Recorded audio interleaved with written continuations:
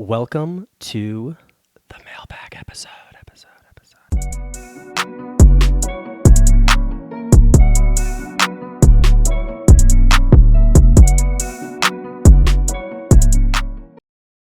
What is up, everybody, and welcome to the Small Lake City podcast. I'm your host, Eric Nilsson, and welcome to episode 15, the first Mailbag episode. Now, for anybody who isn't familiar with what a Mailbag episode is, it is an episode where I get questions from the viewers and listeners and answer them for anything that they might have or want to know about. So let's jump into it. Question time. First question is, what made you want to do the podcast? Now, I answered some of this in the kind of like intro reel that I recorded after I announced the podcast, but as far as like me and what was going on in my life and what I wanted to do with the podcast, I was listening to a lot of podcasts at the time, especially like Armchair Expert and some other interview podcasts, and was listening to those, and it was so cool because I love getting to know more of the people that I follow and care about behind the scenes and what they're actually like. And I was thinking about it one day driving, and I was like, you know what? Like, there really isn't anything about Salt Lake like that, because I mean, Salt Lake is growing like crazy. It's becoming this bigger dot. So many people have moved here through the pandemic and over the past, 5-10 years, no matter what time frame you look at. But I don't think there's really a common knowledge of who are the people that are doing the most building, what are they doing, and who are they? And so as I started to think about that, and I love getting to know people and love being able to sit down and have a great conversation, it started to make a lot of sense. Now, this was a while ago. This was probably 2021, maybe early 2022, and didn't really fully commit to it, didn't really know what I wanted to do, but I knew it was something along that same sort of creative experiment. And so when I started thinking about it, I didn't give it all my attention, but kept thinking about, okay, well, if I did do the podcast, what would the outline look like? If I did it, who would I want to have on it? What kind of topics would I want to cover? And so started to put together lists and ideas and frameworks about what I wanted to do, but still didn't really have an idea. And it really, what was I going to say? Oh, and then there's the point where I was deciding if I wanted to do van life last year in 2022, or I guess 2 years ago now, 2022, and eventually decided, yes, I want to do van life. I want to go travel. I want to see the country. I want to work remote and take advantage of that. So just put a hard pause on the podcast, put it, figuratively in a book on a shelf, and just didn't even really think about it emotionally or anything from there. So go travel for 6 months around the country, have an amazing experience, learn so much, have another appreciation for Salt Lake, which really reinvigorates this idea. And then going into 2023, I started to entertain it more. So I was like, okay, I'm to the point now where it's either green light or red light. I'm either going to do this or I'm not, and I need to just put it away. And eventually and I've mentioned this in episodes before, I think, but I had everything in my cart. I had the mixer, I had the microphones, I had the headphones, I had everything ready to go, and my finger was just hovering above click, deciding, now is the point. Are we doing it or are we not? And eventually pressed click and did it. And so that was probably around April last year that I kind of purchased everything and learned how to use it all, learned how to put it together. And that was a process in itself, but kind of fell out of it for a second, had some other priorities come up, and it kind of went to the wayside for a little bit. And then I came back to it probably around July, and it was back stronger than ever. I'm like, you know what? We just need to do this. We just need to go record the first episode, and we'll go from there. And so that's when I reached out to George and Charlie and said, hey, I'd love to interview you guys. I'd love to have you guys be the first episode. And they were super stoked about it, super gracious. I was super gracious as well. And I remember sitting down and recording that first episode. There was just this moment where I was like, this is exactly what I wanted this to be. I wanted to be able to get to know people and ask them all these questions and just understand these cool stories that people have. And it's honestly been to the races from there. So that's kind of how everything got started with the Small Lake City podcast. All right, next question. How do you practically keep yourself motivated and keeping momentum? Great question. And so I'd say the first thing is, it's interesting when you start doing something for yourself, because it's a lot easier to be motivated because A, if you don't do it, no one will. And B, it's your own thing. Like, you're not hired to do a job for someone or contracted to do something. It's yours now. And because I have this deep love of the podcast, the people I'm interviewing, and wanting to create good content for everybody. It's always just kind of motivated myself, and I love getting to know people. Honestly, I love the outreach part of things and trying to figure out who do I want to have on the podcast. How do I get introduced to them? Who do I know that knows them? Do I already know them? Do I just send them oh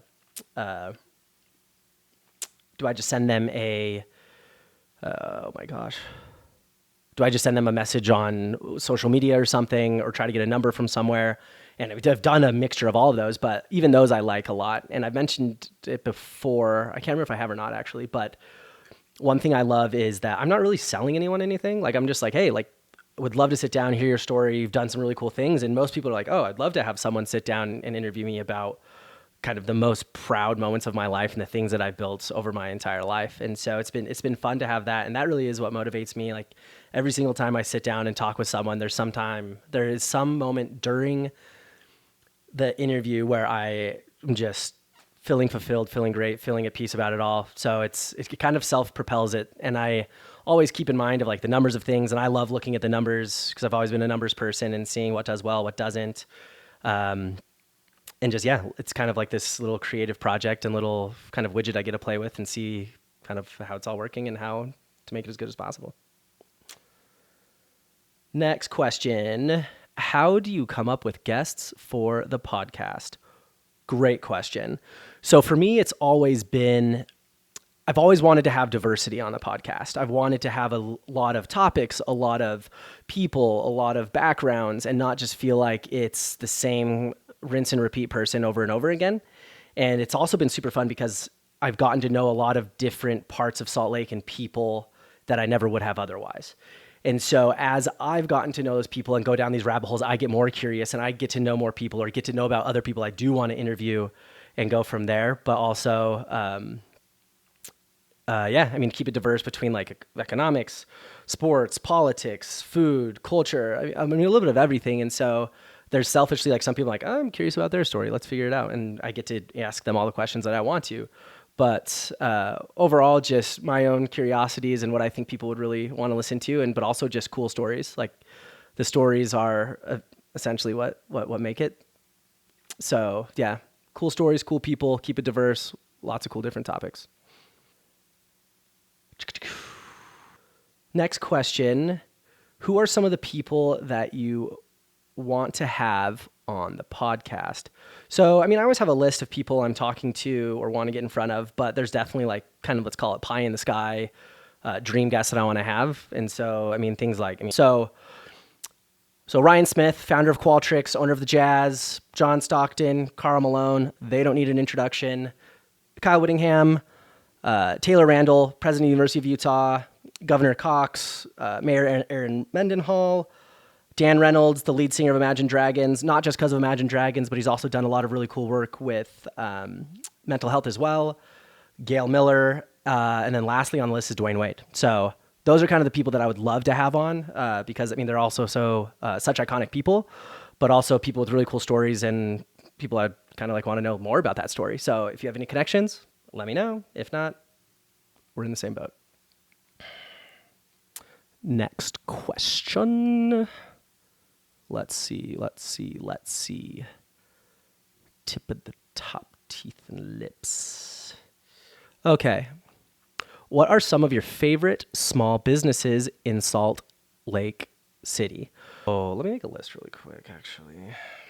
I had to organize a little bit more to make sure that I didn't miss anything too significant. But here we go. So restaurants, I have Manoli's, Mateo, Maza, Takashi, and Mumbai House. So all start with an M except for Takashi. Manoli's is an amazing, great Greek restaurant, super authentic, amazing cuisine. Mateo, episode launches this Friday. Hear more about him, but absolutely authentic, amazing, high quality Italian food. Maza, great Middle Eastern food, right in 15th and 15th area. One of my favorite places in Salt Lake. Takashi doesn't need any better introduction.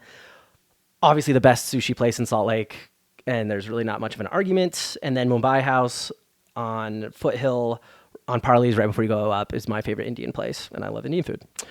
Coffee spots. Thule's my number one favorite. I love going there on 15th and 15th, showing up, getting an Americano and a sticky bun, editing an episode and running into people that I like to and having some natural small lake city moments. La Barba, mostly the one at Gateway because I used to work over there and liked going there a lot and still go whenever I'm in the area. Cafe Espresso over by East High, I frequent a lot. It's a great drive-through place. And then Beans and Brew, if I'm ever in a hurry, especially in the summer, the Frozen Joe is delicious. Okay, so if I'm looking for a dessert, here's some dessert options. Chubby Baker, obviously. Doki Doki on second, right below Stone Ground. Great desserts. Their crepe cake is amazing. Spilled milk. I always love kind of like that milk cereal ice cream if I had to pick a favorite. So that's over there on 9th and 9th. Fillings and emulsions, such good baked goods, pastries, just really like unique desserts there. And then I'm a huge boba tea guy. And my favorite boba tea place by far is Space Tea on State Street. And can't remember the other intersection. But the reason I like it so much is their logo is an otter in spaceship, and I'm the biggest fan of otters, so I was done as soon as I did that. And their boba's really good too. And then also one place I always like to throw in there as well is the Heavy Metal Shop. I think that's one of my favorite small businesses. Known Kevin Kirk since I was 10, and really has been, as I've mentioned before, kind of the brand of the counterculture of Salt Lake. So go buy a sweatshirt, go buy a record, go say hi to Kevin. Super cool guy. So many great stories. Let's keep it rolling. Next question we got. I just moved to Salt Lake a few months ago. What's your advice for someone who is very non-religious and queer, but is very sincere about being part of the Utah community? So here's what I would say. So one thing I love about Utah, Salt Lake in particular, is it's this liberal city in a conservative state. So they kind of counteract each other and gives this really nice kind of checks and balances, I would say, naturally. And also it's where, the queer LGBTQIA community tends to be the most. I'd say downtown Salt Lake City, kind of Central Park area, 9th and 9th area, avenues is where you're going to probably feel the most welcome. Also, there's like a ton of different places and different organizations there. And like one thing that I do truly love about Salt Lake is there is a great, strong feeling of community, no matter what you want your community to be. And it is no secret that, Salt Lake has a very big Pride event. There are a large population, especially per capita, of LGBTQIA population, and very welcoming and open as well. So I think as long as you're putting yourself out there and going to some of the spots that people tend to frequent, I think you're going to be in good company. If not, DM me and I can help you make some friends. And there's also 2 really good gay bars in Salt Lake. One that's new is Club Verse, just right on 6th and State. I haven't been personally, but I've heard good things. And then the second is probably one of the most iconic bars in Salt Lake, I would say, that's been there for so long and has been a haven for the LGBTQIA population, is the Sun Trap. So on 1st South and 2nd West. Still going strong and such a great place. So that's probably where I would recommend going, bumping some people and seeing, who you can meet there, and hopefully that all goes well for you. So best of luck in moving to Salt Lake and finding your people. As an SLC native, what are you most excited about as Salt Lake City grows and changes? That is a great question, because every time I talk to someone about how Salt Lake is growing and there's so much going on, it's all either one answer or another. It's either 1, oh my gosh, I'm so excited, so many great things are happening, or 2, I wish everybody would leave and it could go back to the way it was. Unfortunately, we can never go back to the way it was. I wish we could do that with skiing, but it is what it is, and you have to have that. And so let's go back to the history of Salt Lake a little bit, high level of what has changed over probably the past 30 years and has helped grow things more and help benefit Salt Lake, especially the people that live here. So some of the biggest economic growth was really started by Larry H. Miller and all of the investment he did downtown, between like the Delta Center, getting the Jazz here, Gateway. It's been such a big investment from him and all that he's done. Obviously well known for the car dealerships and everything that he did there, but also helped, I would say, lay a lot of the he laid a lot of the foundation for what we currently experience as downtown Salt Lake City.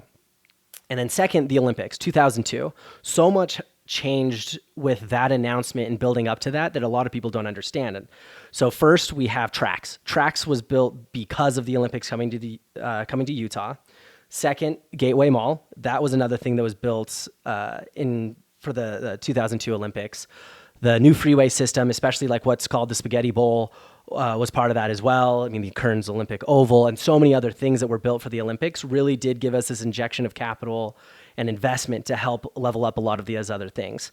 And obviously we have the Olympics coming in 2034, and I'm excited for what kind of economic development and investment that we're going to have, because there will be a lot, and I'm excited for what that's going to lay as far as for what the future for Salt Lake goes from there. Then also what we've seen recently happen is this kind of changing of the guard of Salt Lake and who is, let's call it, in the helm.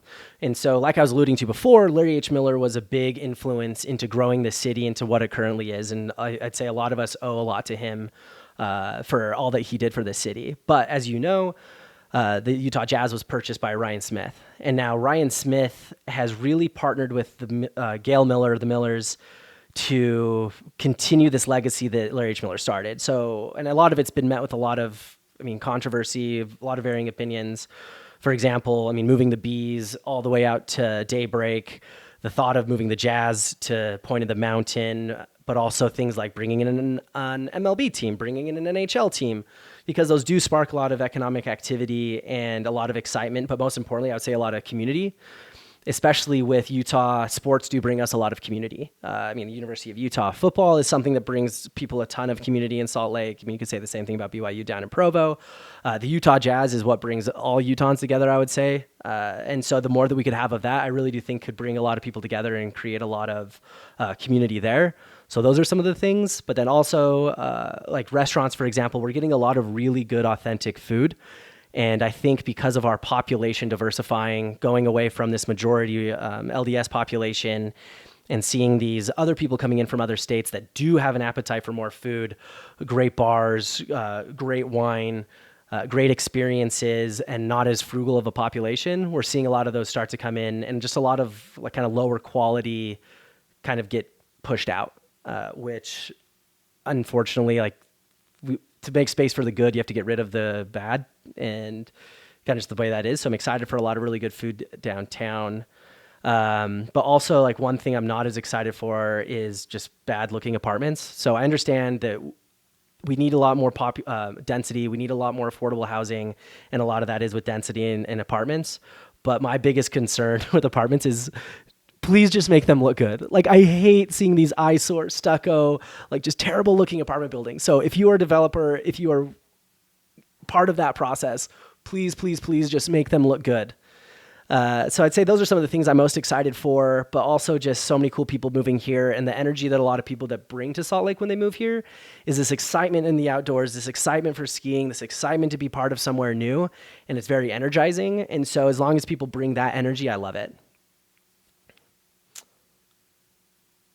Oh, also, one thing that has also sparked a lot of economic growth is, and I think the best example of this is Goldman Sachs, right? So Goldman Sachs started a small office up above Research Park on Chipeta Way. Oh, it's got to be early 2000s. And that office grew and grew and grew. And then Goldman's like, hey, listen, let's build a huge office here. And so that's when they built 222 South on Main. And that was huge. And then they built 111 Main. And that is huge. And so you see Golden in this example investing a ton into Salt Lake, realizing it's a good place to be and invest. And now we've started to see a lot of these other bigger companies, especially tech companies that aren't founded in Lehigh, but want to put an office there because they see the value of a culture of people that's really good at selling, account management, a lot of really good engineers, and just a good place to set up a second, third, fourth, fifth office, whatever it may be. There's a lot of value here as well. So seeing this excitement from a lot of other companies just brings more jobs, more people, more excitement, more money, more growth. So yeah, but I do think we do need to be growing consciously. Affordable housing, public transportation, home prices. These are the things that I think that if we can manage those adequately, then we'll be in a really good spot. So those are the things I'm excited about. We have a lot of history to see why we should be excited, but yeah, lots of cool stuff happening, and excited to be a part of it and hopefully tell a lot of these stories that also hopefully you'll tune in and listen to. Let's see. Houses in Salt Lake are getting a little bit too expensive, and I can no longer afford to live here. If you were in my shoes, where would you move to if it wasn't Salt Lake? Ooh, this is actually a really good one. Okay, so for a second, let's define Salt Lake. So let's say Salt Lake is between, let's say the avenues all the way up to like Marmalade District down to South Salt Lake, and let's cut off at, let's say 33rd South. So for me, I would say it really depends on your life, because if you're someone who loves to be in the Wasatch Front, loves to be in Big Little Cottonwood Canyon, loves being downtown, I mean, I think the North Salt Lake Bountiful option is great because you have Beck Street to get in downtown really easily. You have, I mean, I-15 right there to get in really easily. So I think that's kind of probably my best bet, I would say, as far as something close. But then if you're someone who's working in Lehigh a ton and wants to be closer between the two, I mean, like Murray area, Draper area, Sandy area. I mean, Riverton's been growing a lot, and there's been a lot of really cool changes there. Are great. I mean, you can go over to Saratoga, Eagle Mountain, a lot of stucco boxes out there, or go all the way out to Harriman if you really want to. But to me, that's a little far away and just not kind of my people, my place. A lot of great people out there, a lot of great things going on, but just not my community. So that's what I would say. I would say probably like North Salt Lake Bountiful, or maybe kind of that Sandy Riverton area, because yeah, everything's getting a little expensive and getting harder and harder to find the things we want in the place we want them. Thank you, everybody, for the questions. Glad I could get as many as I did. If I didn't answer your questions, submit a question for next time. And yeah, we'll definitely do this again and get some questions from listeners and viewers and go from there. So thank you so much, everybody, and hope you enjoyed this episode. See you later.